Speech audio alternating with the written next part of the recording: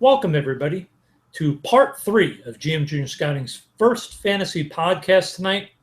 Right now, we're going to hit on the running backs. We're going to take a look at some guys that maybe aren't frontline Adrian Peterson type starters, but guys that we think have a chance to make an impact this year, and we're going to tell you a little bit about them. The first guy to me that's very intriguing, Carlos Hyde. I mean, this is a guy that everybody has seen the flashes in San Francisco. They've seen his ability to be a dominant guy at times, but we haven't seen him do it for the stretch, for game after game. And now he's going to do it with Chip Kelly as the head coach. I think it's a very interesting sort of pairing. I think there's potential there for Carlos Hyde to be one of the big runners in the league, because I think that Chip, once he has a guy he likes, he will run him into the ground until he breaks. So I could see Hyde being highly productive. I think he fits this scheme perfectly. I'm just interested to see if he can stay healthy and how he does catching the ball in that offense. But in terms of getting the ball, I think he's going to get the opportunities. And you know, let's trust your judgment as far as how he fits in the offense. And if you want to talk about that, please do. What his skill set is in relation to what Chip likes to do, that kind of stuff. But let's just make the assumption that he does. I mean, that's the running back position for a Chip Kelly offense is kind of a valuable thing. So just looking at it from that perspective, there's a ton of value in that. Now, Carlos Hyde is going as running back 16, so you're going to have to pay the price to get him. He's going in the middle of he's being in the middle of round 3. He's picked 38. So, you know, maybe early round 4 is where you're going to have to pay to get him. But he is going as running back 16. So he's viewed fantasy-wise globally as a running back 2, a mid-running back 2. Does he outperform those expectations? You know, I think he will. And the reason is in Chip's offense, the big thing he wants, he's not been looking for guys that can make you miss. He wants guys who see the crease, because that offense creates wide creases. He wants guys who attack, run aggressively, get their pads down, and keep their legs churning. And that's what this kid does. This kid is going to put up big yards. I think he's going to – now, he may not last the whole season. He may break down because he's going to get the ball a lot. But I really think you're going to see a guy that fits that offense perfectly. He's not only going to get a lot of yards, he's going to get a lot of yards after contact. I think he's a great fit. I actually think he's got a much better chance than the next running back we're going to talk about here, Duke Johnson, of having a good year.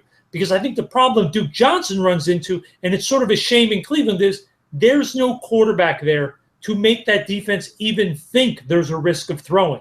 So they're going to push everybody up to the line of scrimmage. And until RG3 or whoever wins the starting job there in Cleveland proves that he can throw the ball more than 5 or 6 yards accurately on a consistent basis, Duke Johnson is going to have nowhere to go. And because of that, I think despite the ability to be an impact guy, I think his biggest impact is going to be catching the ball. I think he may end up with more receiving yards than rushing yards. He could be a big disappointment, because I think he's going to go a lot higher in the draft than many people are talking about right now. He is currently being drafted as running back 26, pick 69. So you're talking about at the end of the 6th round, he's already gone. And the reality is you're right, is if the running game is stuffed and is limited, and his ability as a fantasy player, if what he gives you is strictly from points for receptions, you know, yeah, he can be a PPR monster, but how much real value is there if he's not really carrying the ball, not really running the ball? And it's not because he can't do it, because Duke Johnson's a very good running back. He's a very skilled, subtle nuance. He's got it all.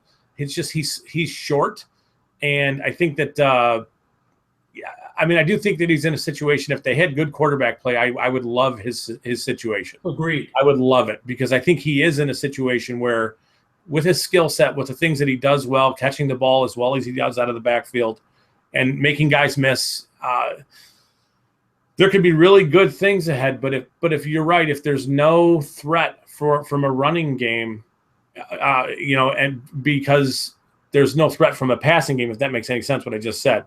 You know, if teams aren't worried about your quarterback throwing on them, they're just going to stack. How many are they going to bring into the box? You can bring 8 into the box and just stop the run? Yeah, that's what's going to happen. And that's why I think, although I love his talent, and we talked about a lot when he was coming out of the University of Miami, how versatile he is. I think he can be a starting tailback in the NFL, but I don't think that he's going to be productive enough this year in that offense. On the other hand, and you know this guy a lot better than I do, but Theo Riddick's a guy that has climbed his way up in the NFL. Not a guy that really was getting much talk when he first entered the league, but I think all he's done every year is exceed expectations every single year he's been in the league. And I think, to me, he's sort of that guy that doesn't get a look when you're talking about running back one, but when you're talking about a guy that's going to put up points and be a very good running back too. I think this is a guy that could fill that role and really be a guy that you don't have to pay a huge chip for when you're bidding on guys in the draft. Yeah, you don't. He's going in the hundreds. It's pick 106 as running back 39. So people are drafting him.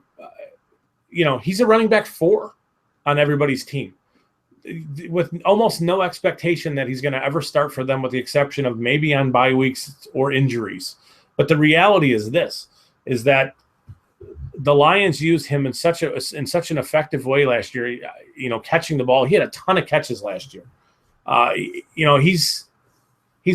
He tested really strangely. He's not a fast guy.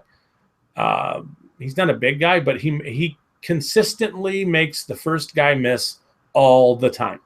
So out in space, he's a yards after contact machine just because of how laterally quick he is. He's amazing. He's amazing to watch on a game in, game out basis.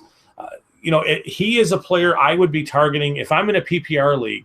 I'm targeting him much earlier than that 106 area.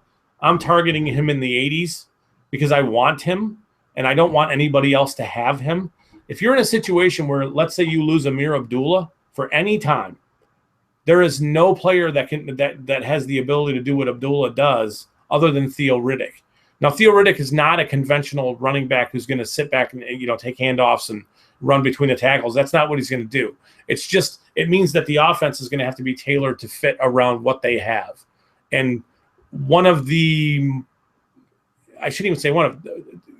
Golden Tate and Theo Riddick, the Lions have 2 significant weapons on offense, and you can't ignore how much they're going to throw the ball and continue to throw the ball and what Riddick's strengths are, and then just dismiss those things in the fantasy world. Riddick has a lot of value.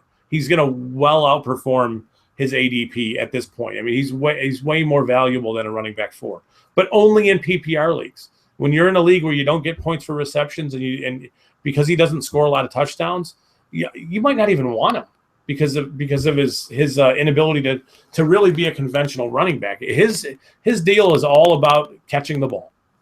That's it. So what do you think when you look at Riddick as opposed to him? What do you think of Jay Ajayi? Where do you think his value lies? When I think about him, I think his value lies in one thing, and it's whether he can stay healthy. Because I do think the offense is set up nice for him, and he's a good player, and he's a fine football player. I worry that he will break down. I think he's a complete guy. I think he can do it all. I think he's a good blocker. He's a good, pass protector, or adequate enough. I think he can run the ball well. He's very aggressive. He has a very aggressive style. He can catch the ball. He can do all those things in that offense. It's just too many times I watch when he's in Boise, I would watch and I would see him, just so recklessly and unnecessarily take contact. And at the NFL level, Rush, I mean, you're asking for bad things if you're taking on contact that you don't need to take. It's a bad deal. So my fear with him, and maybe it's unfounded just because has he been injured in the NFL? I don't think so. I know he didn't play a huge role last year, but one thing that's always stood out to me is when teams move on from good players like a Lamar Miller, it's because they feel that they've got his replacement or something better behind them. And for that reason alone, the Ajayi thing is intriguing simply from that. It's, he's replacing Lamar Miller. They expect him to be as good or better in a different way. But my issue with him is solely about his injury status. I think he's in a great situation. I think he's one of those guys that carries some risk, but also has a pretty high ceiling, and he could pay some nice dividends. Ajayi is going as running back 22, so he's going at the bottom of the RB2 area, and he's going as pick 56 overall. So again, you're going to have to, you have to pony up, in the middle of the 5th, 6th round for him to get him. But, workhorses are kind of rare in the NFL these days, and he could be one of those guys as long as he's healthy.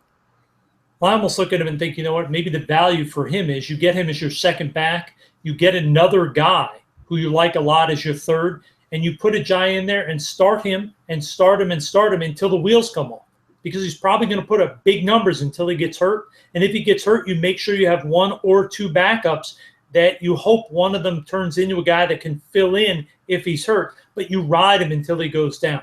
And if you're savvy and smart enough, and if you're in a league where there is action, you could ride him for a few weeks with the anticipation that something could happen, because it does, and move him and get some value for him. And that's something that smart people do is, hey, I'm drafting this guy to trade him. I'm not drafting him to keep him and play him. I'm drafting him to trade him. And it's just a question of, is the timing right? When is the right timing to trade a guy? I mean, let's say Ajayi goes off for, has 3 or 4 really big weeks to start the season, but, in week 4, he dings up his ankle or his knee is a little funny, and he's questionable the next week. And you can see, all right, here we go. It'd be a good time to consider moving him. You know what I mean? So it's a different kind of a thought process, because, why are you trading a guy who's performed so well? It's just that you don't know that you're going to have that guy when you really need him, which is fantasy playoff time. So I mean, those are the thoughts on Ajayi. Yep, and I tend to agree with you on that. And that's going to wrap up our running backs. We're going to come back in just a second and hit on a few receivers. And from there, that'll be the end of this week's fantasy podcast. We'll be right back with our last part of this week's talking about running backs.